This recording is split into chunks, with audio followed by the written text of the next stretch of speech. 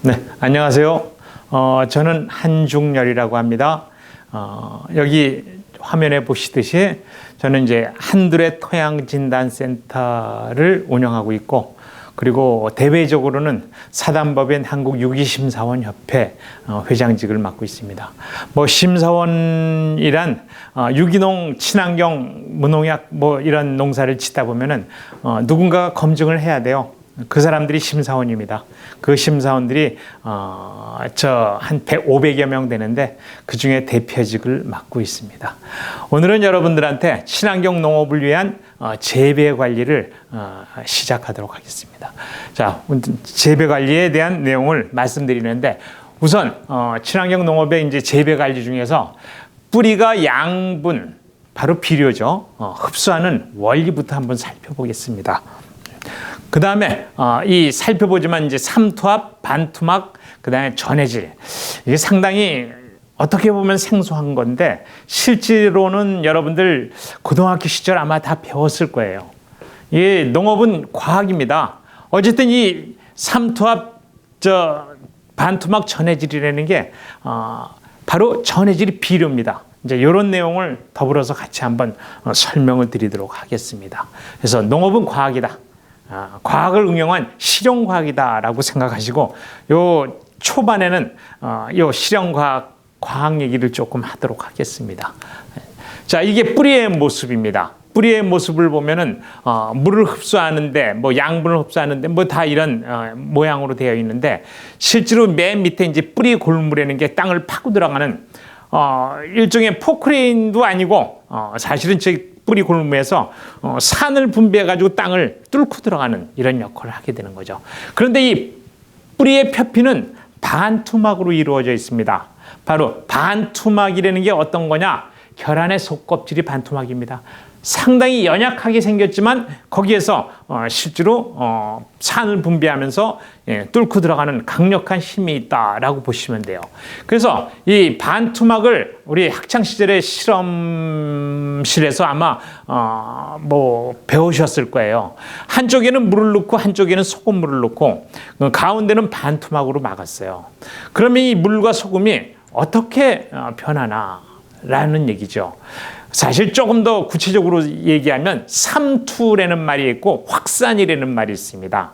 삼투는 흡수되는 거고, 확산은 퍼져나가는 거예요. 바로 이게 삼투입니다. 이게 어떻게 변하느냐? 이렇게 변합니다. 물이 내려가고 소금물 쪽으로 쭉 올라가요. 바로 이게 삼투입니다. 확산은 그냥 퍼지는 거거든요. 소금물하고 물이 그냥 뒤섞이는 게 확산인 거죠.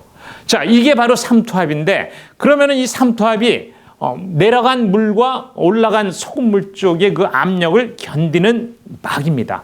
뿌리가 물을 흡수하는 원리가 이거예요. 참 신비스러운 거죠. 그래서 뿌리가 물을 흡수해서 약 100여 미터까지, 제일 높은 나무가 100여 미터예요. 까지 물을 끌어올리는 이런 능력이 있는 거죠. 그런데 이걸 흡수할 때 이 반투막은 그냥 아무거나 흡수하는 게 아니에요. 뿌리는 플러스 이온, 마이너스 이온인 이온만 흡수돼요. 이온이라는 게 아주 무기물이에요. 작은 무기물만 흡수해서 통과하게 되는 거죠. 이게 어려운 이론이지만 이걸 꼭 알아야만 여러분들이 비료에 대한 원리와 농사짓는 원리를 이해할 수가 있는 겁니다. 그래서 플러스든 마이너스든 이온화된 상태에서 흡수한다라는 말씀을 드리는데, 이 흡수되려면은 아까 제가 이 전해질, 이온화된 물질이 전해질이거든요. 그거에 대한 설명도 한번 제가 설명을 드리도록 하겠습니다. 한쪽에는 소금물을 넣고 한쪽에는 설탕물을 넣습니다. 소금물을 넣을 때는 여러분들 화면에 보시다시피 불이 반짝 들어와 있는데 설탕물에는 불이 안 들어와 있어요. 무슨 원리냐? 소금물은 이렇게 물을 담그면은 아까 이온화가 돼요. 플러스 이온, 마이너스 이온. 소금물이 NaCl이죠.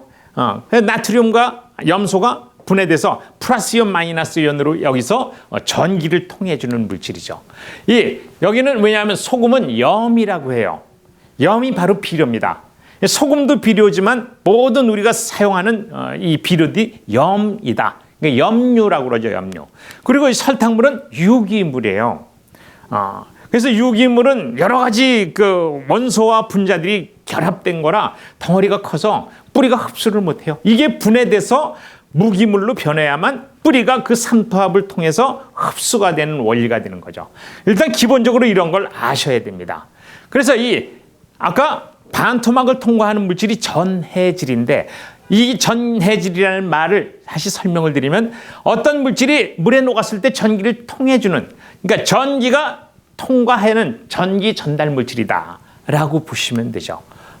그래서 우리 세 종류로 나누죠. 크게 세 종류인데, 강전해질이라는 건 전기를 잘 통하게 해주는 거고, 저 끝에 있는 약전해질은, 비전해질은 전기가 전혀 안 통하는 거죠.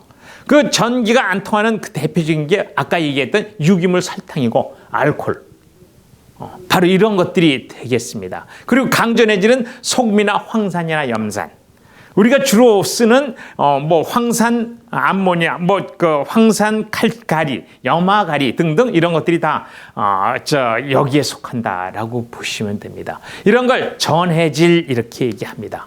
그래서 이 전해질이라는 건 바로 비료인데, 이 전해질이 많으면 토양에, 비료가 많으면 토양에 뭐가 올라가요? 여러분들 토양 검사를 하면 이슬이라는 게, 전기 전도도라는 게 올라가게 됩니다. 다시 말씀드려 축적이 되는 거죠. 전기 전도도가 비료가 많이 축적됐다라는 뜻을 표현하는 겁니다. 그래서 전기 전도도 하면은 일반적으로 염류 농도 이렇게 표현을 하는데, 염류 농도가 높으면은요 농사가 안 돼요. 그래서 비닐하우스를 5년, 4년 이렇게 쭉 재배하신 분들은 염류 집적이 돼서 농사가 안 된다 이런 얘기를 쓰는 얘기는 토양의 염류 농도가 높아서 그래요. 그 이유는 뭐냐?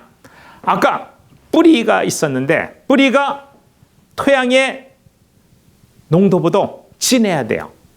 그래서 뿌리가 아까 소금물의 원리와 물의 원리의 삼투압을 통과했는데, 뿌리의 농도가 토양에 있는 농도보다 진하면은 토양에 있는 물이 비료와 더불어서 같이 흡수가 되는 거죠. 이게 뿌리가 물을 흡수하고 양분을 흡수하는 원리가 되겠습니다. 그런데 만약에 뿌리의 농도보다 땅에 있는 농도가 더 진하면 어떻게 될까요? 이게 전기전도도, 토양의 전기전도가 높아지면 뿌리보다 땅에 있는 농도가 높아지는 거죠. 그러면 삼투압이 역삼투압이 됩니다.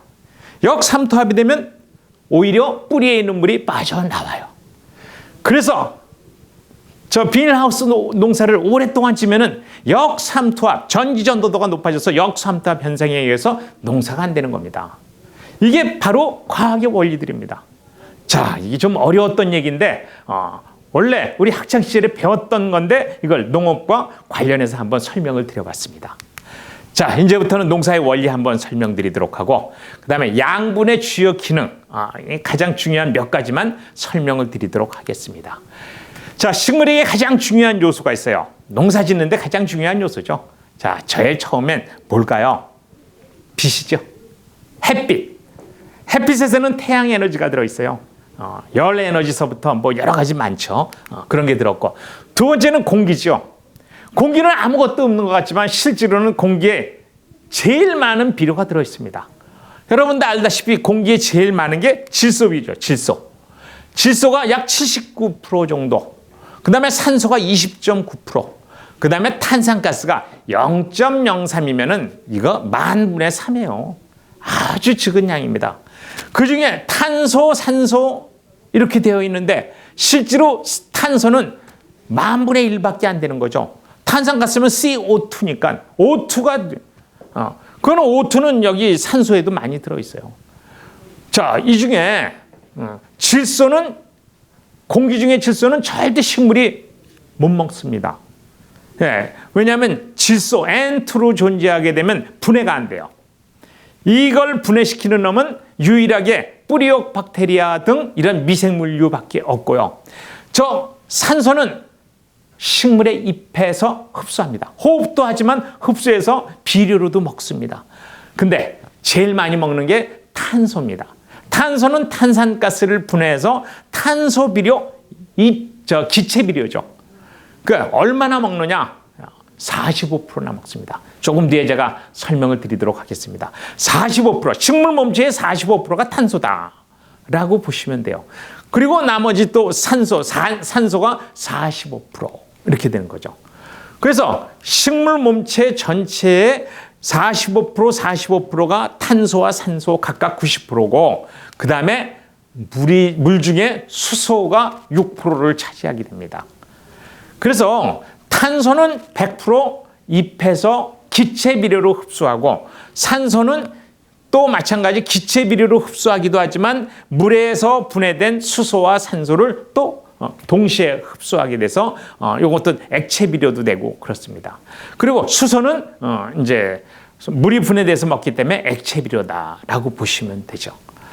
그리고 주로 이제 고체 비료라는 것들, 물론 액체 비료도 있겠지만요, 무기물이죠.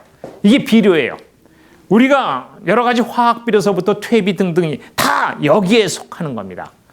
그런데 놀랍게도 지금 말씀드린 탄소, 산소, 수소가 전체 식물 몸체의 96%, 나머지 4%가 여기에 속합니다. 실제로 우리가 농사지어서 비료를 준다는 것은 식물이 먹는 양의 4%밖에 안 된다. 근데 이미 땅속에 들어있다. 그러면 그걸 더 보충해 주는 게 바로 1 내지 2%밖에 안 되는 거예요. 그럼 실제로 우리가 비료 주는 비료는 전체 식물이 먹는 거에 100분의 1 정도에서 많아야 100분의 2 정도, 이 정도밖에 안 된다라는 거 아셔야 돼요. 그런데 조금 과하게 주면 큰일 나는 거죠.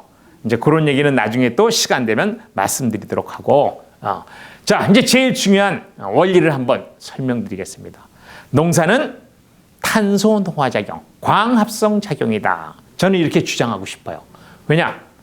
농사는 누가 짓는 거다? 햇빛이 짓는 겁니다. 그래서 광을 합성해서 뭔가 만들어요. 제가 여기 설명을 드렸어요. 식물은 물과 탄산가스로부터 당이라는 유기물을 만든다. 당. 그래서 식물은 물하고 산소, 아까 땅속에 있는 물을 흡수하고 그 다음에 탄산가스, 공기 중에 있는 탄산가스를 합성을 해요. 합성을 해서 그 다음에 만드는 게 포도당입니다. 자, 포도당이 화학식으로 이렇게 생겼어요. 자, 탄산가스 6개하고 물 6개가 결합돼서 C6H12O6. 요게 포도당이에요. 그리고 요걸 만든 다음에, 그러니까 6개의 탄산가스와 6개의 물이 결합돼서 하나의 포도당이 만들어진 다음에 6개의 산소가 공기 중으로 배출되는 거죠. 이게 광합성 작용이에요. 그래서 식물은 햇빛만 비치게 되면, 그러니까 낮이면은 이 작용을 계속 꾸준하게 합니다. 그래서 포도당을 만들어요. 포도당이 뭐예요? 식물이 살아가는 에너지원이죠. 그리고 산소를 내뿜어요.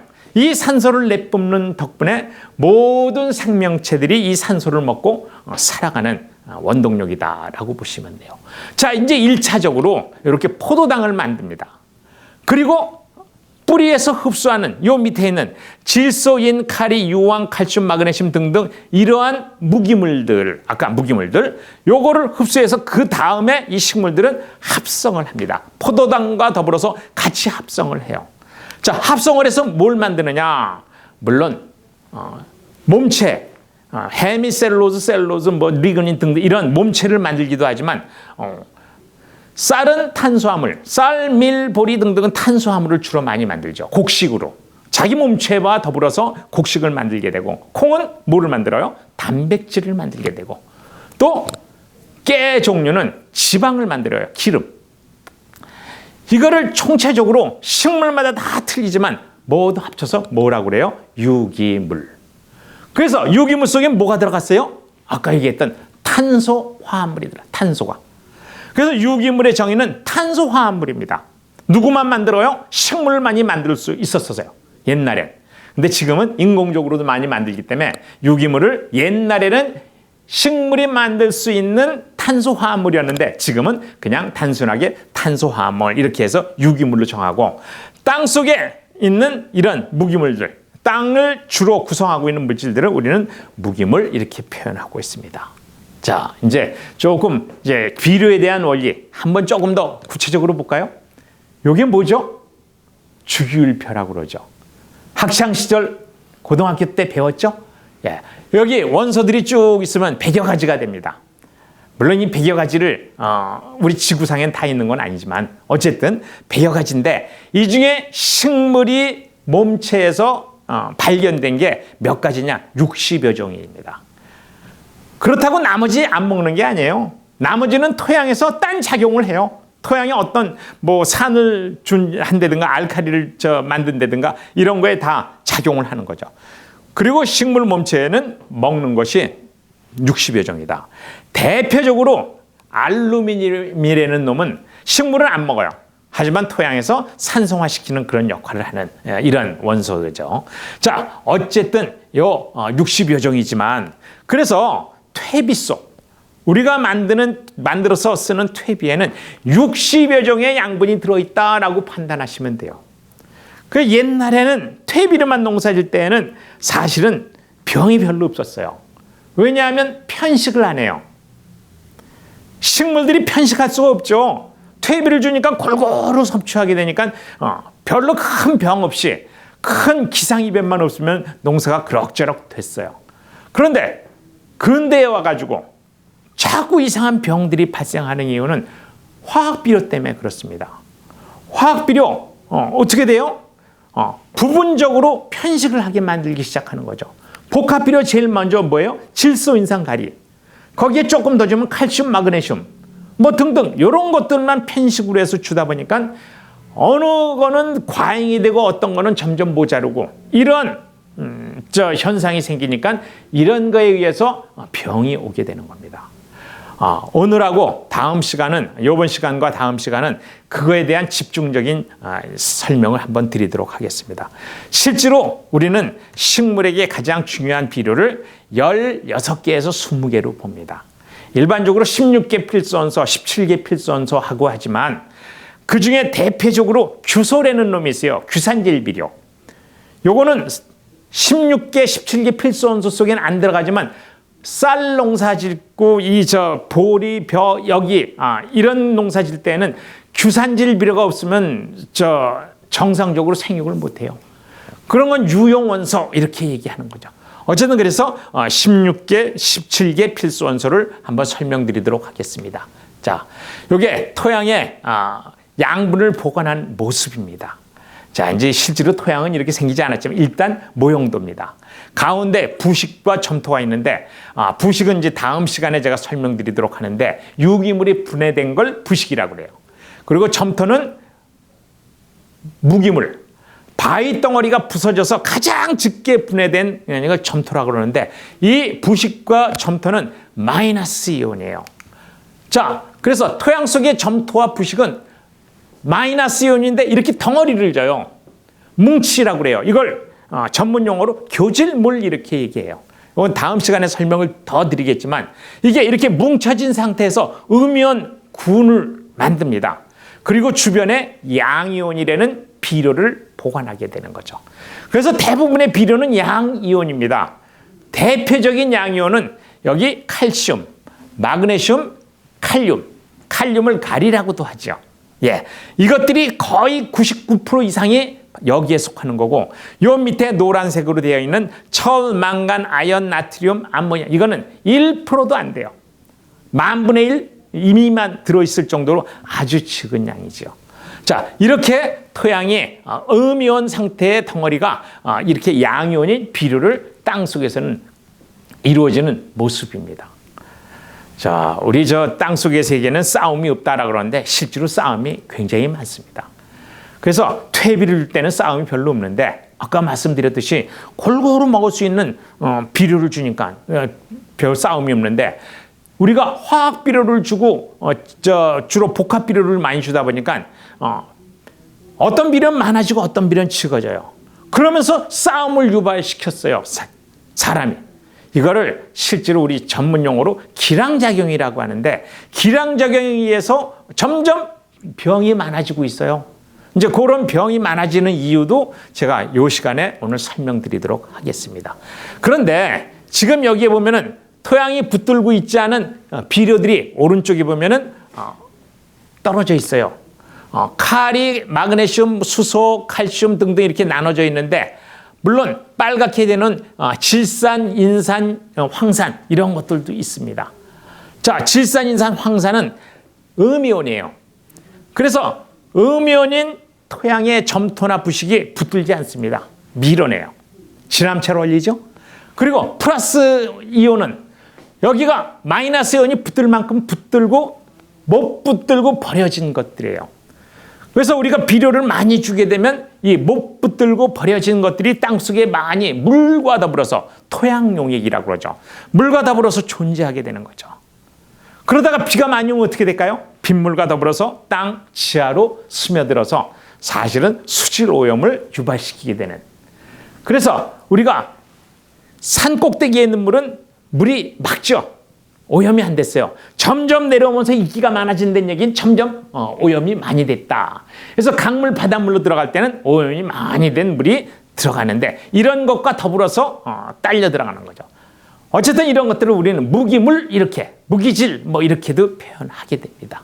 자, 그래서 우리는 능력이 이 교질물 중에 교질물이라고 그랬어요. 아까 뭉치가 점토 중에 종류가 상당히 많아요. 어떤 거는 많이 붙들 수 있고 음이온, 양이온을 어떤 건 적게 붙들고. 그래서 우리 능력이 큰 점토를 우리는 보비력이 크다. 그래서 토양의 능력이 좋으면 보비력이, 그래서 점토가 많고 유기물이 많으면 토양의 능력이, 보비력이 아주 좋아지는 거다라는 원리를 한번 설명드렸습니다. 자, 좀 어려웠죠? 이제 좀 쉽게 다시 한번 정리를 하겠습니다. 자, 농사의 중요한 요소가 빛, 공기, 물, 그 다음에 비료, 무기물이라고 했습니다. 그리고 유기물은 태양 에너지와 공기가 합성해서 만든 탄소화합물이 유기물이고, 그 다음에 무기물은 지금 16개나 17개 필수원소가 있는데, 필수원소는 제가 쭉 나열했습니다. 탄소, 수소, 산소는 96%의 식물 몸체를 차지하고 있다. 기본적인 비료다. 이거는 누가 주지 않아도 자연에서 흡수하는 거다라고 보시면 되고, 그 다음에 다량원소, 질소인, 가리, 칼슘, 마그네슘, 황, 요 6개가 다량원소가 되겠습니다. 그래서 일반적으로 우리는 탄소, 수소, 산소 포함해서 9개가 다량원소라고 그러는데, 사실은 저 기본원소, 저 96%는 저건 기본적인 원소입니다. 그래서 다량원소는 6개, 미량원소는 저거는 ppm 단위, 100만 분지 10에서 100 정도 흡수하는 땅에서, 그리고 식물 몸체에서도 그 정도밖에 분석이 안 돼요. 아주 적은 양이지만 이게 없으면 안 돼요. 왜? 효소작용을 하기 때문에 이 효소작용이 없으면 식물이 원활하게 움직이지는 못하게 되는 이러한 미량원소들입니다. 미량원소가 이제 철, 염소 등등 이런 것들을 미량원소라고 하죠. 그런데 아까 제가 말씀드렸죠? 뿌리는 요 원소들이 플러스이든 마이너스이든 이온화돼야만 흡수가 된다. 음이온이든 양이온이든 이렇게 나눠져야 돼요. 아주 적은 물질로 변해야만 흡수가 불가능하다. 아까 질소 상태, 공기 중에 있는 질소 N2 상태에서는 흡수가 불가능하다. 이게 분해가 돼서 이온화돼야만 먹어요. 그래서 N2가 NO3 질산이라고 그래요. 이렇게 돼야 되고, 그 다음에 NH4 암모니아라고 그러죠. 암모니아 이렇게 분해서 플러스 이온, 마이너스 이온으로 나눠져야만 흡수가 가능하게 됩니다. 자, 그런데 식물의 뿌리는 그런데 잎은 달라요. 자, 잎은 뭐가 다르냐? 뿌리는 무기물만 흡수가 돼요. 반투막을 통과할 때, 전해질을 통과할 때 무기 입자만 통과되는데 아주 적은 입자만 통과돼요. 그래서 유기물 같이 덩어리 큰 입자는 통과를 못하는 거예요. 아까 포도당이나 설탕물이나 이건 통과가 안 돼요. 근데 잎은 다 흡수가 돼요. 잎은 무기물이든 유기물이든 수용성, 물에만 녹아있으면 다 먹는다라는 얘기죠. 우리 비료 줄 때 땅으로도 주지만 잎으로도 연면시비하죠. 연면시비가 효과가 빠르죠. 바로 그래서 연면시비 효과가 빠르다라는 얘기예요. 그래서 잎으로 줄 때 효과가 빨리 온다라고 보시면 돼요. 그래서 연면시비 말씀드렸고, 그 다음에 아까 물 얘기 잠깐 드렸는데, 물은 비료로 수소와 산소 비료도 되지만 더 중요한 역할을 하는 게 또 있습니다. 자, 무슨 역할이냐? 수소 이온이 많으면요, 토양이 신맛이 나요. 그리고 물이 분해돼서 수소와 수산기 OH 이온이 있어요. 또 요 OH 이온이 많으면은 토양이 쓴맛이 나요. 뜰거나 쓸맛이 나요. 요거는 알카리성이에요. 그래서 이 토양에 수소이온이 물이 분해돼서 수소이온이 많아지면은 신맛이 나고 OH이온이 많으면 이게 뜰분 맛이 나는 거죠. 요게 그래서 토양의 산도를 바꾸는 역할을 하는 거예요. 그래서 일반적으로 OH는 따지지 않습니다. 왜? 수소이온과 반대되는 개념이기 때문에 OH는 따지지 않고 수소이온의 양이 많아지면 그 토양은 산성토양. 자동적으로 수소이온이 많으면 수산기 이온은 적어져요. 그 대신 수소이온이 적어지면 수산기 이온은 많아지는 거고 상대적인 겁니다. 그래서 수소이온 하나로만 결정을 하게 되는 거죠. 그래서 수소이온이 많아진다는 얘기는 우리 함수가 이게 수학적인 내용이 들어가요. 로그 함수라고 있죠. 로그 함수, 대수 함수라고 그러죠. 근데 대수 함수 중에 이거는 역대수 함수라고 해가지고선 거꾸로 가요. 수소이온이 많으면 숫자가 줄어요. 대략. 그래서 7보다 내려가면 수소이온이 많아지는 거예요. 7보다 올라가면 수소이온이 줄어드는 거예요. 그 OH 이온이 상승하는 거죠. 그래서 알카리성은 7보다 높고 7이 중성이고 7보다 낮으면 수소이온이 많아지는 거다. 이렇게 보시면 돼요. 이거는 이제 혹시 여러분들하고 다시 나중에 설명드릴 기회가 있을 겁니다. 네. 그 다음에 이제 아까 수산기가 알카리성이라고 그랬는데 이 알카리성을 염기성이라고도 합니다. 그래서 알카리성은 영어고 염기성은 우리 한문이죠. 한문. 그래서 수소이온은 뭐예요? 아까 산성을 나타낸다고 그랬죠? 그래서 산기 이렇게 얘기해요. 알루미늄도 산기인데 수소이온이 훨씬 많기 때문에 알루미늄은 제가 설명을 안 드렸습니다. 근데 염기는 요 수산기도 있지만 여기 칼슘, 마그네슘, 가리, 암모니아, 나트륨 등 이러한 플러스 이온들 이게 다 염기입니다. 이런 것들이 많으면 토양이 찝찝해져요. 그리고 뜰고 쓰고 그렇게 변하죠. 그래서 세종대왕 때 만들어진 농사직설이라는 책에 이런 말이 있어요. 가장 좋은 토양은 토양의 맛을 보면 단맛이 난다. 단맛이 나는 토양은 유기물이 많은 경우에 단맛이 나요. 그 다음에 보통 토양은 아무 맛이 안 난다.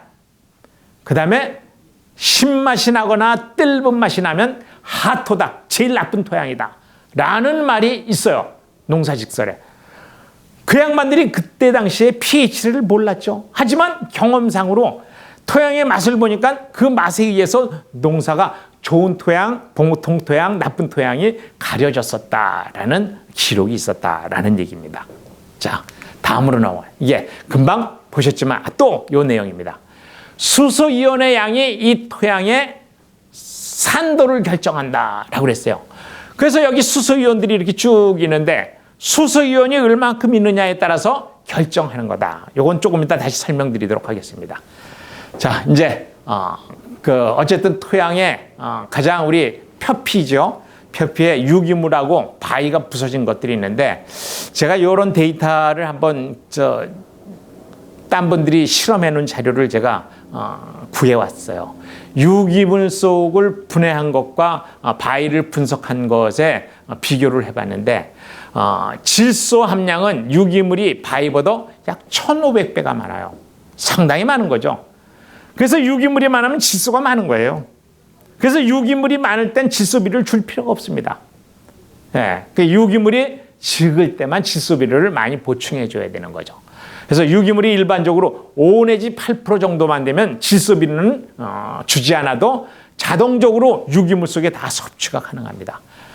그래서 어쨌든 유기물에 더 많은 비료가 질소인, 황풍소 이 네 가지가 유기물에 훨씬 많고 바위 속에는 그거를 제외한 나머지가 바위 속에 많은데 요 중에 금방 얘기했듯이 질소는 바위보다 1,500배가 많기 때문에 말씀드린 대로 유기물이 많으면 우리는 질소 비료가 많기 때문에 성장을 잘한다라고 보시면 돼요. 그런데 쭉 내려오다 보면 철이라는 게 있습니다. 철은 토양이 유기물보다 500배가 많아요. 500배가 많다는 얘기는 철 자체가 토양 속의 5%를 차지해요. 5%를 차지하는데 우리 가끔 철분 부족 현상을 농작물 키우면서 나타날 수가 있어요. 철분 부족 현상, 백화 현상입니다. 조금 이따 요 백화 현상에 대해서 설명을 드리겠는데, 새순이 올라올 때 하얗게 올라와요. 왜 그러냐? 철분 부족이에요. 물론 철분 말고도 나머지 원소들, 미량 원소 부족이 이런 백화 현상을 유발하게 되는데, 왜 부족하냐? 그거는 제가 이 자료를 한번 보여드리려고.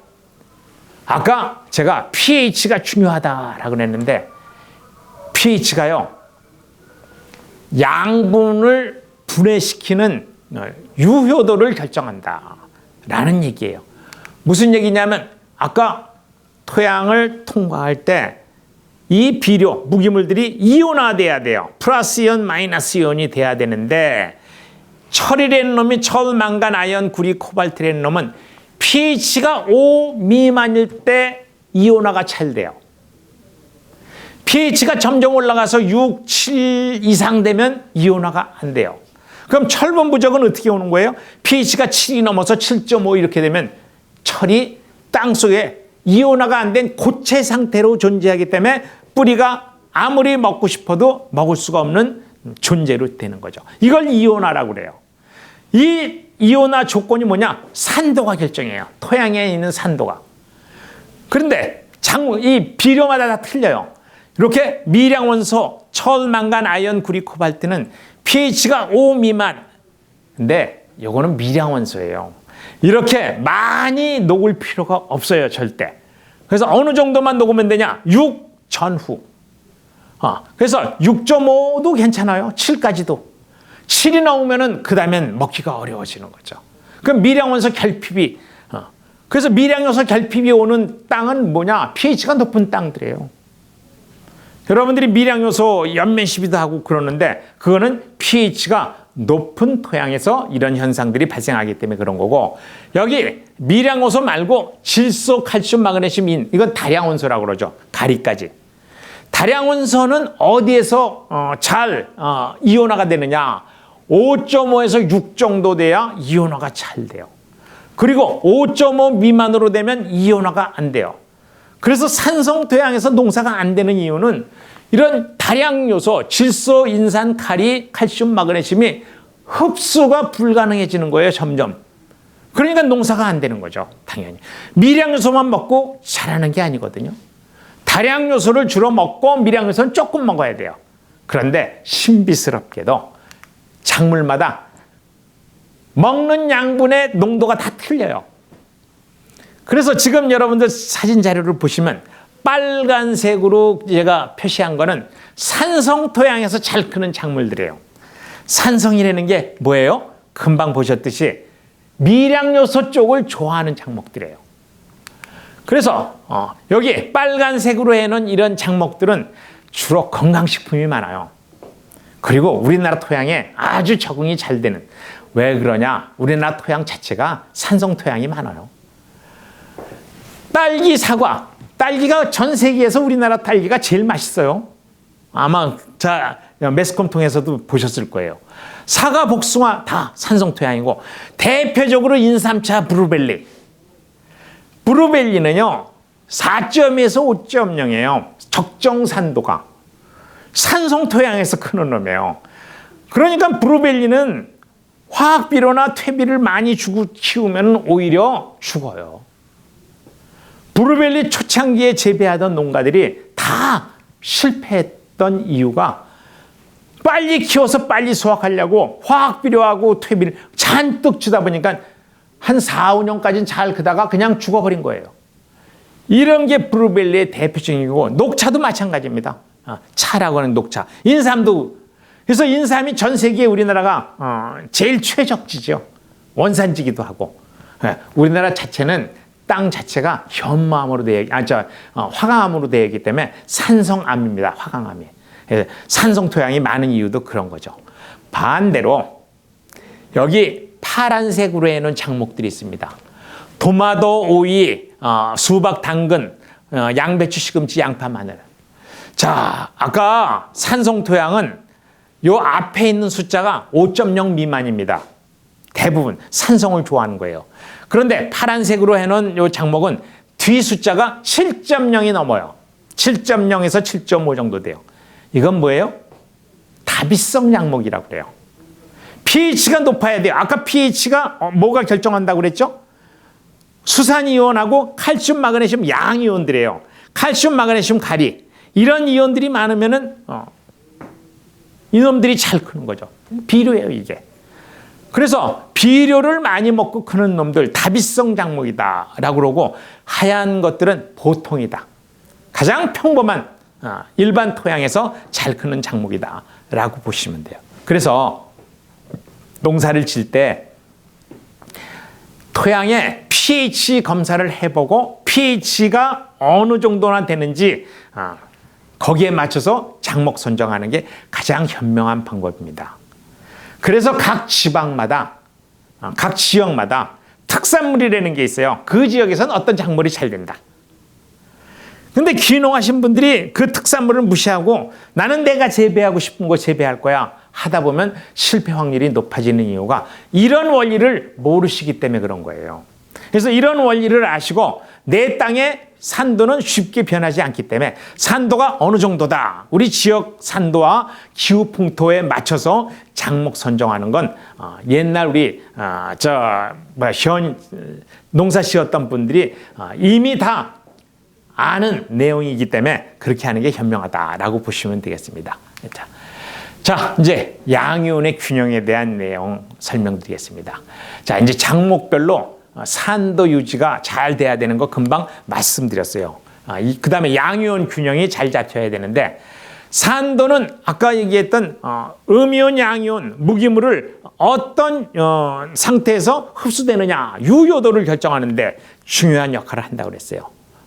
그래서 요거 산도 얘기했고, 그 다음에 양이온 중에 우리 제일 많은 게 아까 토양에 붙들고 있는 양이온 비료죠. 칼이, 칼슘, 마그네슘. 이놈들이 서로 균형이 잡혀야 되는데, 균형 잡힌 그 프로테이지가 칼이가 하나일 때 칼슘이 5개가 있어야 돼요. 그러니까 칼이 하나와 칼슘 5개하고 맞잡이다. 그 다음에 마그네슘이 2.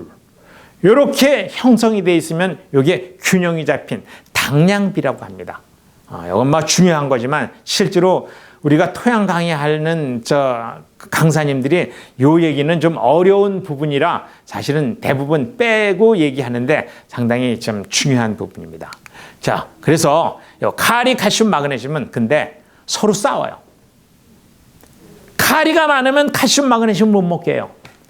또 칼슘이 많으면 거꾸로 나머지 두 원소를 못 먹게 해요. 그래서 아까 비료끼리 싸운다라는 게 대표적으로 이놈들이에요. 왜냐하면 토양에 제일 많이 존재하는 비료이기 때문에 그렇다. 왜 많이 존재하냐? 사실은 토양에 더 많은 것들이 존재하지만 토양의 껍데기가 문제예요. 농사 짓는 땅은 껍데기예요, 다. 껍데기 땅이 다 문제인데, 우리 이제 어쨌든 여러분들이 이제 부록으로 한번 살펴보게, 영양 진단 용어를 한번 살펴보겠습니다. 자, 병에는 크게 두 종류가 있어요. 병이 나타나는 증상, 병 증상이라고 그러죠. 장해와 장애가 있습니다. 아주 중요한 건데, 우리 저부터도 옛날에 그랬어요. 근데 요즘 우리 강사님들이 농업을 강의하는 병충해 특히 강의하는 분들이 이걸 구분 안 해요. 장해와 장애를. 근데 여러분들은 앞으로 이걸 구분해야만 농사에 수월하게 농사를 지을 수가 있습니다.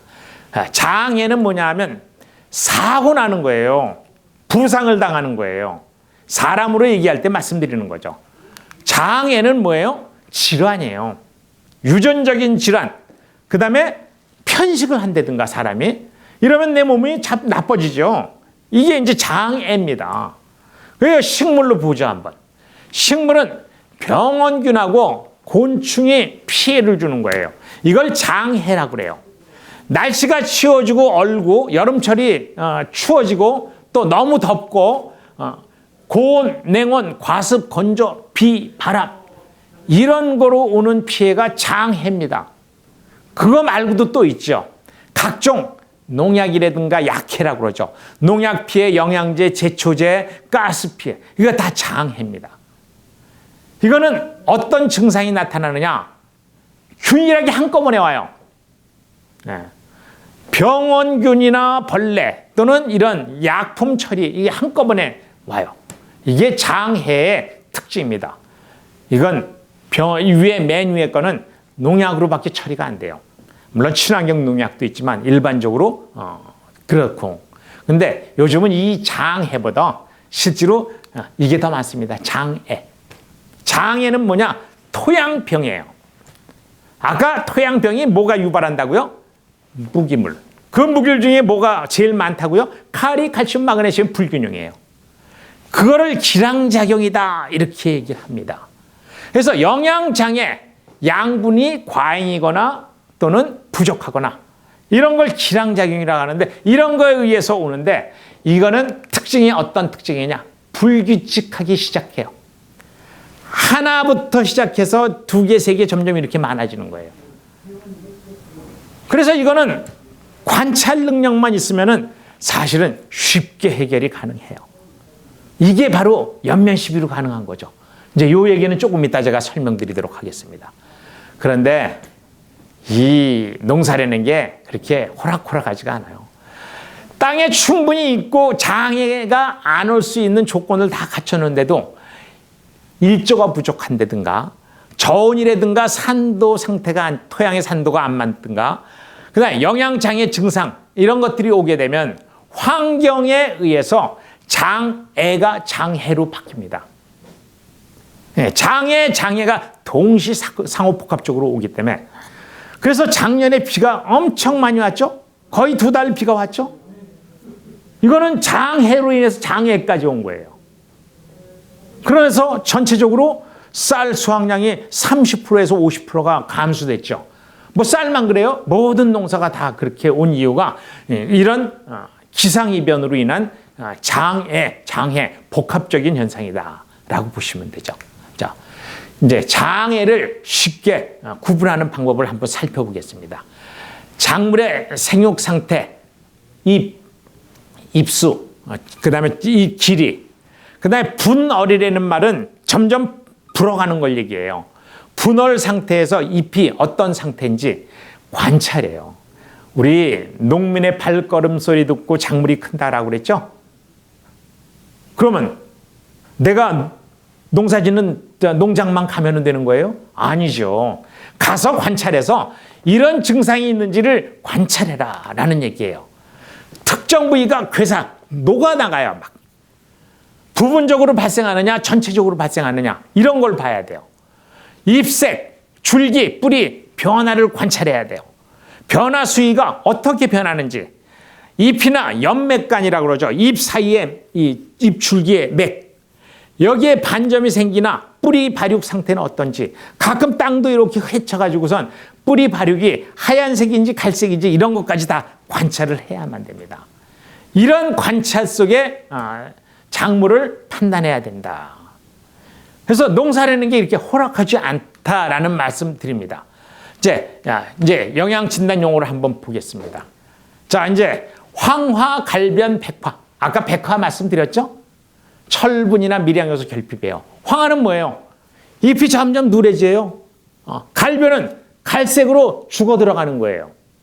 이런 것들이 어떻게 이렇게 되느냐 그걸 관찰하는데 각각 영양장애, 칼이 칼슘, 마그네슘 등의 어떤 부족 현상이 다 틀려요. 제가 조금 이따 사진 자료로 다 보여드리도록 하겠습니다. 그 다음에 위조, 수분 부족이에요. 위조 현상. 한여름에 호박이 축 늘어져요. 위조 현상이에요. 근데 호박만 그런 게 아니라 호박은 잎이 넓으니까 쉽게 보이는데 딴 작물들도 이런 위조 현상을 사실은 관찰하면 나타납니다. 위조하다 보면 조금 지나다 고사, 죽어버리는 거죠. 그 다음에 괴사는 아까 물러 들어가는 거예요. 녹아 들어간다 그러죠. 한여름에 상추 재배가 어려워요. 왜? 녹아. 괴사라고 그래요. 이제 그래서 대부분의 여름철에 재배가 어려운 작목들은 괴사된다라는 표현을 쓰게 됩니다. 자, 그 다음에 외화. 외화라는 거는 즉을 외자예요. 외소할 외자. 점점 쫄아들어요. 이게 마디가 짧아지거나 마디가 다다다닥 그러니까 위축된다라고 보시면 돼요. 위축은 병적 증상이고 외화는 장애 증상이에요. 그러니까 장애가 이렇게 틀린다. 그다음에 로zet 현상이라는 총생 현상이라서 꽃이 그 외화된 상태에서 거기에 꽃이 다다다다닥 펴요. 이걸 총생 현상, 이거 다 장애 현상이다라고 보시면 됩니다. 그다음에 반점, 물론 벌레나 병원균에 의해서 반점도 생기지만 금방 요 영양 장애, 영양분이 부족한 거에서 반점이 생기는데 반점은 갈색, 백색, 환색 반점에 크고 짙고 이런 차이가 있습니다. 연맥간, 인맥 사이가 황화되거나 백화돼요. 이걸 연맥간이라고 그래요. 자, 이러한 모든 것들을 우리는 뭐라고 그래요? 노엽, 늙은 거죠, 잎이. 질소가 부족하면 빨리 늙어요. 근데 질소가 너무 많으면 어떻게 돼요? 계속 성장하니까 이걸 영양생장이라고 그러죠. 그래서 질소를 적정하게 조절해 주는 것도 아주 중요한 거예요. 고엽은 노엽이 돼서 죽는 게 고엽이고. 어쨌든 이러한 모든 것들을 우리는 증상이라고 합니다. 증상. 자, 이제 이런 것들을 아셔야 우리 농민의 발걸음 소리 듣고 작물이 큰다는 얘기를 아마 이해하실 겁니다. 자, 카리, 칼슘, 마그네슘이 이 대표적인 이 비료들입니다. 카리, 칼슘, 마그네슘은 서로 기량작용한다, 싸운다라는 얘기입니다. 그 적정비가 1대 5대 2 정도인데 작물마다 약간씩은 차이가 있습니다. 자, 기량작용이라는 건 서로 동시에 작용하게 되면 효과를 줄여요. 이게 효과가 맞으면은 평온 상태가 되지만 한쪽이 많으면은 무너지는 거죠. 그래서 억제작용이다. 많은 놈이 적은 놈을 억제하는 그런 작용을 기량작용 이렇게 얘기를 합니다. 자, 카리에 대한 얘기를 잠깐 말씀드리겠습니다. 제일 중요한 비료가 물론 질소비료이긴 한데 질소비료는 기본적으로 영양 생장을 유도하고 적으면 아까처럼 빨리 늙어버리는 이런 작용을 하지만 자, 우리 카리, 칼슘, 마그네슘에 대한 세 가지만 오늘은 설명드리도록 하겠습니다. 카리는 칼륨이라고 그래요. 칼륨, 칼륨. 카리는 K2O가 칼이에요. 네, 그래서 카리와 칼륨은 엄밀하게 얘기하면 이렇게 나눠지는데 아까 뿌리가 물을 흡수할 때 삼투압을 조절한다라는데 바로 삼투압 조절하는 게 칼입니다. 그래서 뿌리를 농도를 높게 해주는 역할을 해주는 게 칼이 있어야 농도를 높게 해가지고선 땅속에 딴 비료와 물을 흡수하는 작용을 하게 되는 거고 또 잎에 지공에 문을 열었다 닫았다 하는 것도 카리가 합니다. 아주 중요한 역할하고 또 효소 작용도 가장 중요한 효소도 카리가 관여를 하게 됩니다. 그 다음에 뿌리 발육 촉진. 아까 뿌리 발육 촉진, 개화 결실 촉진. 자, 이게 없으면 안 되는 거죠. 그래서 지금 뭐 대략 제가 설명만 드리고 나머지는 여러분들이 이제 이 자료를 보고 한번 공부하시기 바랍니다. 그래서 한마디로 카리는 품질을 좋게 하는 원소다라고 보시면 되겠습니다. 자, 그래서 기타 이제 또 교재가 있으니까 교재를 제가 따로 이제 선생님한테 드리도록 하겠습니다. 교재에는 요거보다 조금 더 자세하게 설명을 해드렸어요. 자, 카리가 부족하게 되면 노화가 와요. 이것도 마찬가지. 잎끝이 타들어가요. 누렇게 변하기 시작하고 엽폭이 쪼라들면서 조직이 점점 누렇게 되는 제가 사진 자료로 보여드리도록 하겠습니다. 탄수화물이 잘 안 만들어져요. 양분 축적이 안 되는 얘기죠. 그러니까 과일 성숙도 늦어지고 새순, 꽃눈 다 나빠집니다. 자, 이렇게 되는 거예요. 이거 사과잎이에요. 사과잎이 칼이 부족일 땐 이렇게. 자, 딴 거 볼까요? 요거는 샤인 머스켓. 요즘 포도 이 샤인 머스켓이 대세죠. 이렇게 누렇게 들어가서 점점점점 갈반이 와요. 자, 이제 사과잎 아까 타들어간 거 보셨죠? 이렇게 타들어가고. 자, 이건 또 인삼잎이 이렇게 되죠. 인삼도. 이게 칼이 부족 현상은 이런 형식으로 온다라는 얘기죠. 카리가 지나치게 많으면 어떤 현상이 오느냐? 없어요. 그 대신 어떤 현상을 유발할까요? 칼슘, 마그네슘을 못 먹게 억제해요. 아까 기량작용한다고 그랬잖아요. 그래서 칼슘, 마그네슘 기량작용 중에 칼슘 흡수가 안 되면은 어떤 현상이 생기냐? 열과. 칼슘 부족 현상은 열과를 유발해요. 이게 카리가 많아서 생기는 원인입니다. 자, 그래서 우리가 카리는 주로 이제 추비로 많이 주죠. NK 비료 해가지고 추비를 많이 주는 비료인데 그렇게 많이 주다 보면 이런 열과 현상이 후반기에 주로 많이 나타나게 됩니다. 그 다음에 마그네슘 부족. 아까 사과 같은 경우 일찍 낙엽이 져요. 과일나무도 일찍 낙엽이 지는 거는 바로 마그네슘 부족에서 오는 겁니다. 그 외에 붕소 부족도 마찬가지 기량작용에 의한 이유다라고 보시면 됩니다. 이제 칼슘 얘기를 좀 해보겠습니다. 칼슘, 각종 생리장애 예방제입니다. 이 칼슘은 크게 세 가지입니다. 세포막이 늘어날 때 세포막을 형성시키는 가장 중요한 원소가 칼슘입니다. 칼슘이 부족하면 세포막이 온전하게 이루어지지 못해서 이 껍질이 허약해져요. 그래서 생리장애를 유발할 수 있는 그래서 이 껍질이 느슨하니까 병원균하고 벌레가 침투하기 쉬워지는 거죠. 자, 두 번째로 또 칼슘은 산성토양을 계량하는 데 주로 많이 써요. 석회죠, 바로 석회.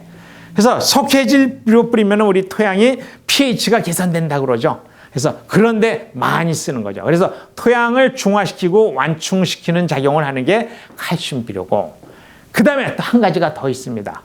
뭐냐? 입단 구조를 형성하는 데 좋은 역할을 하는데, 여러분들 칼슘이 우리 생활상에 어떤 것이 칼슘이에요? 세멘트입니다. 세멘트는 어떤 역할을 해요? 주변에 있는 딴 물질하고 결합하면요, 딱딱한 덩어리가 돼요. 뭉쳐지죠. 그래서 칼슘 세멘트를 하고 어떤 모래나 자갈, 철근을 넣으면요, 단단하게 결합이 돼서 사실은 몇백 년 가도 부서지지 않죠. 그런 역할을 하는 게 칼슘이에요. 그래서 토양에 칼슘이 적당량이 있으면 주변에 있는 모래나 점토 이거를 적당하게 동글동글하게 뭉쳐가지고선 입단 구조를 만들어요.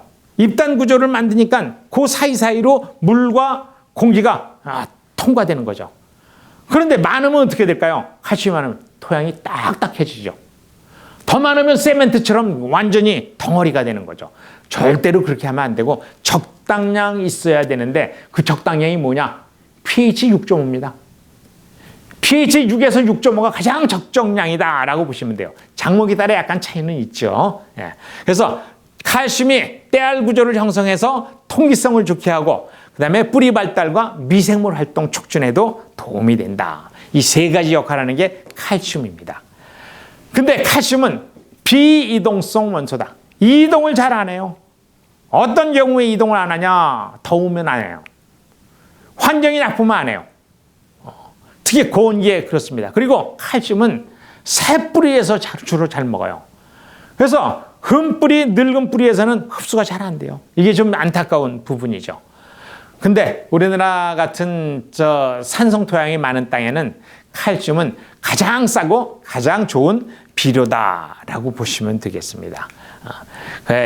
아까 금방 칼슘이 석회가 너무 과다하게 되면은 미량 요소 흡수가 안 돼요. 왜 그렇죠?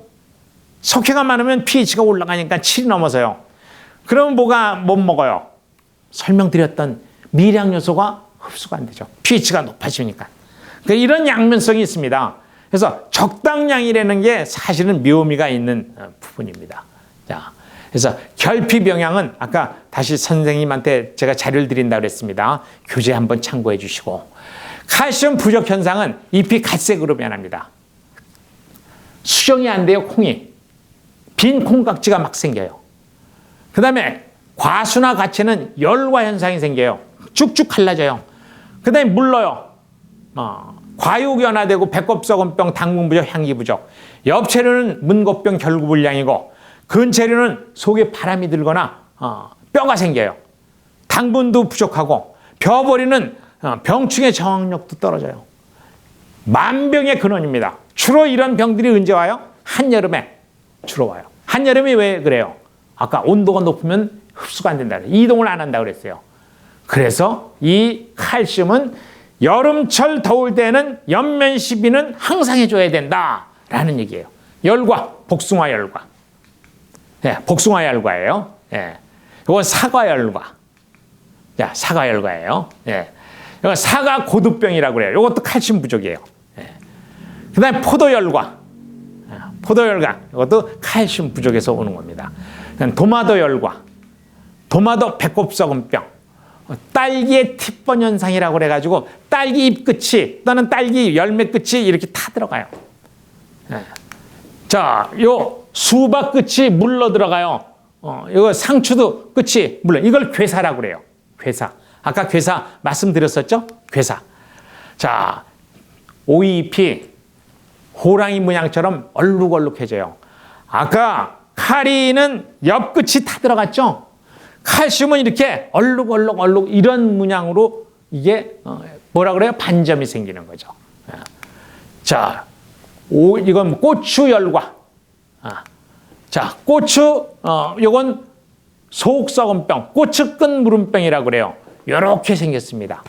이거 탄저병이 아닙니다. 예, 고추끈 무름병 이렇게 요 끝이 이렇게 돼요. 자, 탄저병과 고추끈 무름병하고 차이를 한번 보여드렸어요. 탄저병은 여기 이상한 곰팡이가 퍼져나가는 모양이고 그 고추끈 무름병은 그 자체가 뭉그러진 거죠. 자, 요 고추끈 무름병이고 저거는 탄저병입니다. 그래서 정확히 알고 여러분들은 진단을 하셔야 돼요. 차이입니다. 칼슘 결핍, 이거는 탄저병이다라고 보시면 돼요. 친환경 농업에서는요, 사실은 화학 농약을 쓸 수가 없잖아요. 저 탄저병은 친환경 농업에서 딴 방법으로 고칠 수밖에 없어요. 화학 농약은 쓸 수가 없기 때문에 얘기한 거죠. 예. 자, 이게 고추끈 무름병의 대표적인 증상인데 사실은 제 고추밭이에요. 제가 아까 제 소개를 드렸는데 실제로 저도 한 1000여 평 농사를 짓습니다. 옛날에는 더 많이 졌죠. 한 10,000평 이상을 이렇게 농사 졌는데 제가 이제 강의가 많아지면서 강의를 하다 보니까 이제 조금씩 농사를 합니다. 짓는데 제 고추밭 유기농이에요. 저는 유기인증도 받고 있습니다. 자, 고추밭이 쭉 보니까 여기 칼슘 결핍이 왔어요. 이거 어떻게 했을까요? 연면 시비했죠. 이제 연면 시비 방법은 제가 설명드리는데, 자, 가만히 한번 이 고추밭을 관찰해 보세요. 뭔가 좀 딴 고추밭하고 다른 게 하나 있죠? 뭐가 있어요? 이 대공이 뭐예요? 옥수수예요. 옥수수를 왜 심었을까요? 지주하려고? 다들 그렇게 생각하는데 아닙니다. 옥수수로 지주가 절대 안 되죠. 그런데 옥수수를 중간중간에 4-5주에 하나씩만 심으면요, 그 옥수수가 진딧물도 조금 줄여주고, 많이는 아니고 조금 줄여주고, 그 다음에 뭐를 줄이느냐? 가장 줄은 건 나방. 고추를 파먹는 나방류가 고추를 뚫고 벌레를 쓰는 게 아니라 저 옥수수한테 달려들어요. 그래서 옥수수가 더 맛있잖아요, 고추보다. 그래서 요 옥수수는 뭐라 그래요? 우리 친환경 농업, 유기농업에서는 미끼식물이라고 그래요. 미끼식물 아시죠? 그래서 고추 파먹지 말고 너는 다 옥수수에 달려들어라. 옥수수는 내가 그냥 삶아 먹으면 되잖아요. 네. 그래서 여러분들 오늘 팁 하나 드렸어요. 고추 농사 질 때 물론 관행농업도 이렇게 옥수수를 심어도 돼요. 유기농업은 당연히 해야 되고요. 네. 이렇게 중간중간에 옥수수 심는 것도 아주 좋은 방법이다라고 보시면 돼요. 자, 이렇게 불규칙하게 나타나기 시작합니다.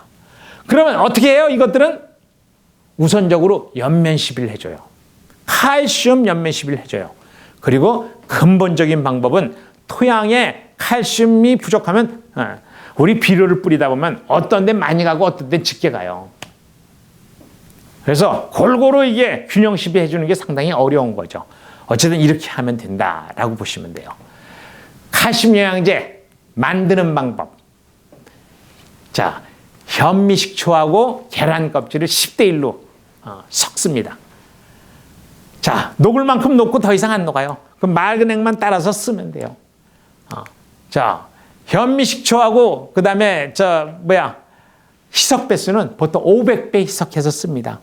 하지만 생식생장기에 우리 생장하는 거는 영양생장과 생식생장이 있는데 영양생장은 몸체가 크는 거예요. 어렸을 때. 생식생장은 열매, 꽃이 피고 열매가 맺고 하는 게 생식생장이죠. 그땐 좀 진하게 뿌려도 됩니다. 200배 정도.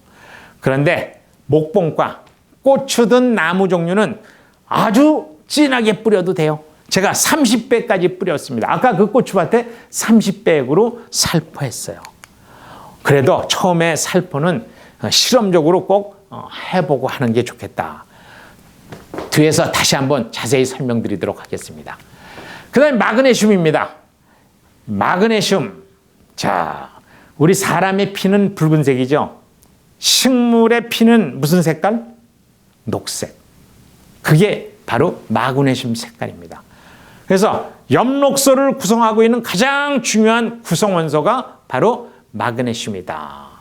마그네슘의 작용에 대해서는 제가 책에 다시 교재를 한번 보시면 자세히 써놨으니까 나중에 교재를 한번 보시도록 하고, 인산의 이동을 도와주고 또 산도 교정을 해주는 좋은 작용을 많이 하는데, 카리가 많으면 기량작용으로 흡수가 억제돼요.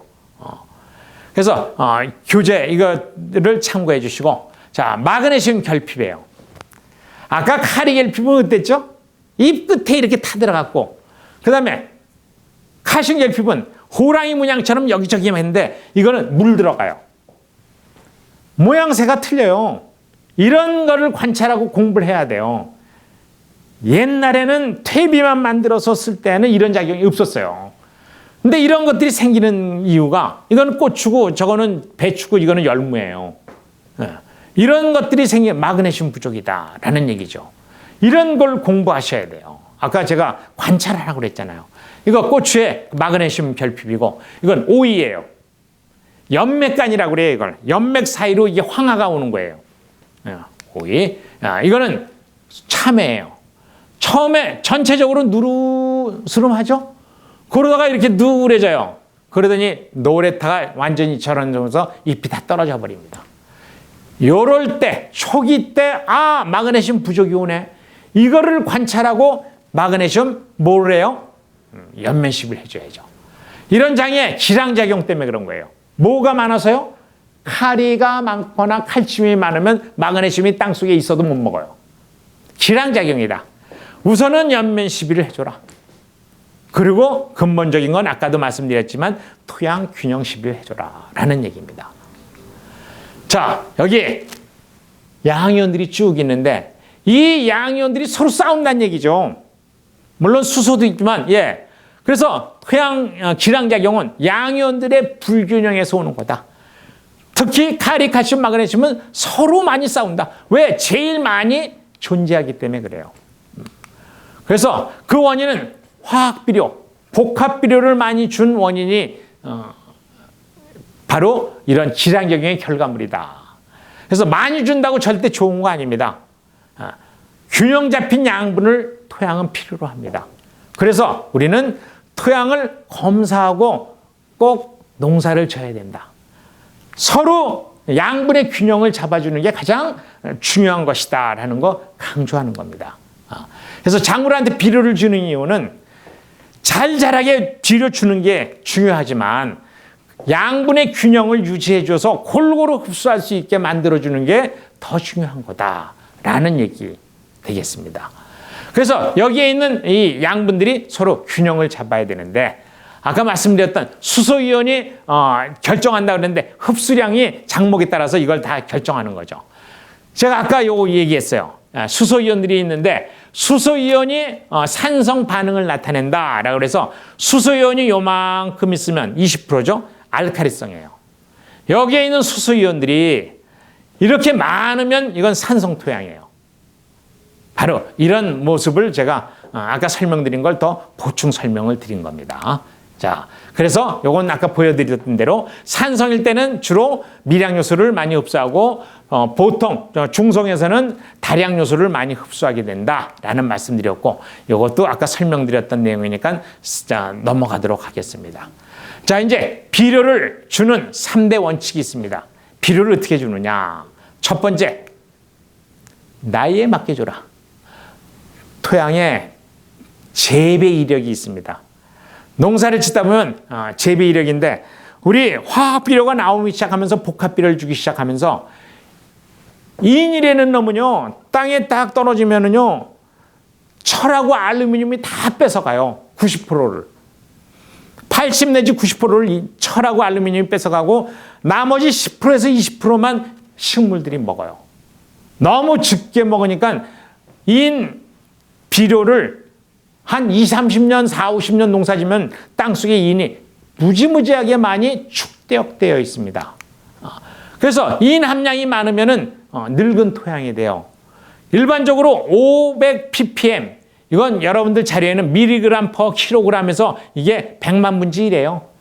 킬로그램이면 1000g, 1kg죠. 미리그램이면 1000분의 1이고, 그래서 ppm은 100만 분지 1이라는 거죠. 이게 인산 함량은 이게 젊은 토양의 경우에는 개간제는 인산 함량이 적어요. 그래서 인산 함량이 적은 데에는 보충을 해줘야 돼요. 기본적으로 500 ppm 미만이 돼야 돼요. 만약에 1300 ppm, 1000 ppm 이상 되면 위험해요. 그래서 1300 ppm이면 과일이나 채소류는 보관이 안 돼요. 금방 썩어버립니다. 이제 이런 증상이 나타나게 되는 거죠. 자, 이제 두 번째로 능력에 따라 비료를 줘라. 점토 함량이 많고 유기물 함량이 많으면 아까 잠깐 제가 설명드렸는데 보비력이 높아져요. 그래서 보비력이 높아진다라는 얘기인데 바로 흙이 검고 유기물 함량이 많으면 흙이 검은 색깔 나타납니다. 그 다음에 점토가 많으니까 끈끈해요. 이런 토양은 보유력이 바로 CEC라는 보비력이 아주 높아요. 일반적으로 우리나라는 보비력이 평균 10입니다. 우리나라 보비력은. 근데 16에서 20 정도 되면 굉장히 비료 보관 능력이 큰 거고 25 되면 천하장사 토양이다. 이런 토양은요 비료 1년 한 번 안 줘도 농사가 잘 되는 토양입니다. 반면 사질 토양, 유기물도 적고 모래가 많은 땅은요 비료를 줄 때 한꺼번에 많이 주면은 어떻게 된다고요? 다 녹아서 없어져요. 그래서 조금씩 자주 줘야 돼요. 바로 그래서 요 CEC가 5에서 10, 갓난아기 토양, 어린이 토양. 아까 말씀드렸듯이 우리나라 평균은 10이기 때문에 보통 토양이 한 10에서 15 정도 된다라고 보시면 되죠. 자, 그래서 비료 주는 것도 능력에 따라서 줘라. 세 번째로 토양의 영양 상태와 작물의 특성에 맞게 줘라. 채소는 카리하고 칼슘을 더 많이 먹어요. 그 다음에 곡류는 적게 먹어요. 그러니까 거기에 맞춰주는데 이게 사실은 토양 검사하면 12차방서에 다 나옵니다. 칼슘 함량도 과체류가 엽체류보다 훨씬 많아지죠. 그래서 엽체류, 과체류 어떻게 재배하느냐. 요거는 질소에 따라서 말씀을 드린 건데 엽체류는요. 수확할 때까지 잎색이 좋아야 돼요. 너무 시퍼래도 안 되고 그 다음에 노리끼리 해도 안 되고 그래서 적당히 질소를 조절해 주는데 과체류의 경우는 질소가 많으면요. 과일이 안 익어요. 과일이 안 익으면 맛이 없죠. 그래서 수확기에는 질소를 빼줘야 돼요. 이런 기술들이 필요한 거죠. 그래서 우리가 과일 재배할 때는 제일 첫 번째 산도, 그 과일에 맞는 산도 유지를 해줘야 돼요. 아까 적정 산도가 있었습니다. 대부분의 과일은 약산성 토양을 좋아하지만 아까 샤인 머스켓 이런 종류의 포도는 알칼리 토양을 좋아합니다. 요즘 나오는 그 조금 많이들 심더라고요. 체리 이것도 알칼리성이에요. 하지만 사과, 복숭아, 딸기 이런 것들은 다 산성 토양을 좋아하죠. 그리고 대부분 나머지 과일들은 약산성 토양을 좋아하는 거죠. 그리고 질소는 작황을 보고 줘야 된다라는 얘기입니다. 어쨌든 제일 핵심적인 얘기는 토양 검정에 맞춰서 비료를 주십시오라는 게 핵심 얘기죠. 자, 아까 칼슘 영양제 제가 설명을 드렸는데 요 자재 만드는 거 몇 개 설명드리고 오늘 끝내도록 하는데 자, 칼슘 수용성 칼슘이라고 합니다. 계란을 사실 굉장히 좋은 비료입니다. 계란 속이 아니라 이 껍질, 요거 신막을 제거하고 사용하면 좋은데 껍질 태우기가 어려워요. 나중에 그냥 녹인 다음에 걸러내면 되니까 이건 너무 신경 쓰지 않고 그냥 한번 해보셔도 된다. 용기에 어떤 그릇에 가능하면 뚜껑이 좀 넓은 걸로 좋습니다. 현미식초하고 계란 껍질을 10대 1로 혼합합니다. 그러면 막 부글부글 기포가 끓어요. 기포가 완전히 없어지는 데까지는 한 7일 정도 걸리지만 급하신 분은 그 다음날 써도 90% 이상 녹습니다. 급하면 바로 그 다음날 쓰면 되고 한 하루 이틀만 있으면 되고 그렇지 않으면 일주일 정도 기다리면 완전히 다 녹습니다. 자, 완성이 돼도 바닥에 이제 계란 껍질이 남아있다는 얘기는 식초 함량이 적은 거예요. 그러면 맑은 액만 따라내고 다시 식초 부으면 돼요. 자, 하지만 한꺼번에 가득 차고 식초 부으면요 끓어 넘칩니다. 화학 반응을 일으켜서 넘치니까 그걸 조심하시도록 하고, 바로 계란 껍질이죠. 계란 껍질 잘게 부시지 않아도 돼요. 이렇게 대충 해서 하고 식초 넣으면 이게 오르락 내리락 합니다. 계란 껍질이 이렇게. 그래서 막 기포가 생기면서 오르락 내리락 하면서 이제 저 거품도 생기고 그렇습니다. 자, 이게 이제 이렇게 막 오르락 내리락 하다가 이게 딱 이게 안정이 되면 맑은 액만 따라서 쓰시고 나머지는 또 식초를 넣으면 또 됩니다. 이런 식으로 쓰면 될 것 같아요. 그 다음에 이제 키토산이라는 게 있어요. 게 껍질이죠. 아주 좋습니다. 활용도에 둘 다 성분은 탄산칼슘이에요. 계란 껍질도 탄산칼슘이고 게 껍질도 탄산칼슘인데 게 껍질에는 계란 껍질에 없는 미량 요소들이 더 많이 들어있어요. 아주 좋습니다. 그래서 게 껍질이나 새우 껍질, 여기 현미식초를 넣는데 똑같아요. 10대 1. 그래서 이거는 근데 반드시 태워야 돼요. 만약에 안 태우면 냄새가 고약해요. 냄새 고약이니까 가능하면 꼭 태우십시오라는 얘기예요. 태우지 않고 하면은 냄새가 고약하게 나기 때문에 그렇다라는 얘기예요. 활용법은 이것도 500배에서 100배 정도. 아까 활용법에 대해서는 간단하게 설명드렸는데 딴 영농자재하고 혼합했어도 아주 좋습니다. 그 다음에 수용성 칼슘과 키토산 사용 방법인데 물에 희석해서 사용하되 500배에서 1000배로 희석하십시오라는 얘기. 일반 농약하고 수용성 칼슘하고 혼합해서 사용해도 되고 주로 영양생장기, 생식생장기 전환시키는 교대기에 효과적입니다. 자, 이제 영양생장, 생식생장, 교대기 뭐 이런 말이 있는데 요거는 조금 이따 다시 한번 설명드리도록 하고, 그 다음에 가능하면 한 번만 하지 말고 한 두세 번 여러 번 하는데 우짜라는 거 도장이라고 그러죠. 도장을 좀 방지해주고 과일이 건실한 과일을 만들고 또 꽃눈을 튼튼하게 해주는 역할도 하고 그렇습니다. 그리고 이제 한방 영양제라는 게 있어요. 이건 다음 시간에 제가 설명드리도록 하고, 녹즙, 아카시아 꽃으로 녹즙을 만들어요. 1대1로 설탕하고 혼합하면 됩니다. 바닷물도 좋습니다. 일반적으로 바닷물은 30배 1로 혼합합니다. 그래서 작물한테 뿌리면 바닷물 속에 뭐가 많죠? 각종 미량 요소가 다 있죠. 미량 요소 그거하고 이렇게 섞으면 과일의 당도를 높이는데 아주 좋은 효과를 나타냅니다. 그 다음에 키토산하고 이 칼슘은요 중금속 흡착을 해요. 그래서 토양에 알지 못할 중금속이 존재할 수가 있거든요. 근데 이 칼슘이 탄산칼슘이라고 그랬어요. 키토산이나 이 칼슘 영양제는. 칼슘은 중금속을 흡착하는 능력이 있어요. 그래서 소량의 잔류농약까지도 이 중금속이 들어있기 때문에 이걸 흡착해서 이런 효과가 있다라는 거 알아두시면 좋을 것 같아요. 어쨌든 이 키토산 아주 좋은 효과를 나타낸다. 키토산은 만약에 못 만들었을 경우에는 일반 기성 제품을 사다 써도 아주 효과가 좋은 이 키토산 쓰면요 과일의 이 저장 능력이요 일반 과일 저장하는 능력보다 2배, 3배 오래 가요. 아주 저장 능력이 뛰어납니다. 키토산 사용한 건. 자, 일기가 나쁠 때 어떤 때 뿌리느냐? 너무 우짜랐을 때, 초기 생육이 나쁠 때, 잎 색깔이 나쁘거나 윤기가 없을 때, 뭐 꽃눈부나 그다음에 생리적 낙화, 과일 비대, 당도가 떨어졌을 때 또는 아까 저장을 오래 할 수 있는 이런 능력이 있다라고 보시면 돼요. 자, 하나 더 하겠습니다. 수용성 인산칼슘이라고 해서 인산칼슘인데 인산칼슘은 인하고 칼슘이 섞인 비료예요. 인산칼슘은 물에 안 녹아요. 하지만 식초에는 녹습니다.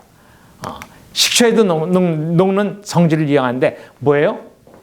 동물의 뼈가 인산칼슘이에요.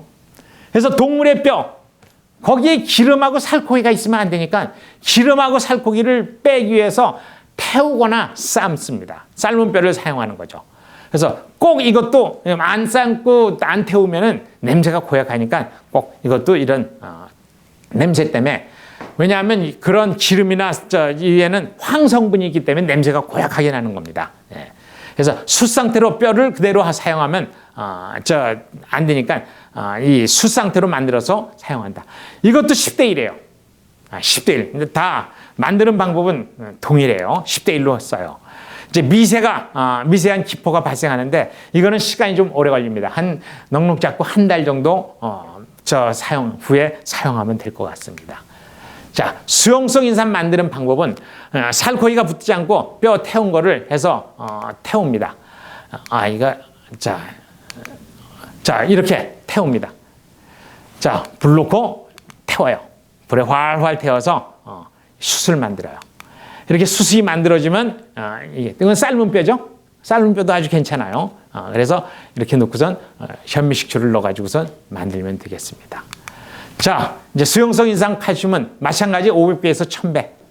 나무 종류는 더 진하게 해도 됩니다. 꼭 실험을 한번 해보시기 바라고. 초기 생육이 나쁠 때, 꽃눈 분화가 약할 때, 아까 저 내용하고 비슷해요. 교대기와 생식생장기에 연면 살포하면 좋습니다. 일기가 나쁘고 나쁠 때, 그다음에 작물 생육에 도장 우짜랐을 때, 그다음에 가축한테 먹여도 아주 좋습니다.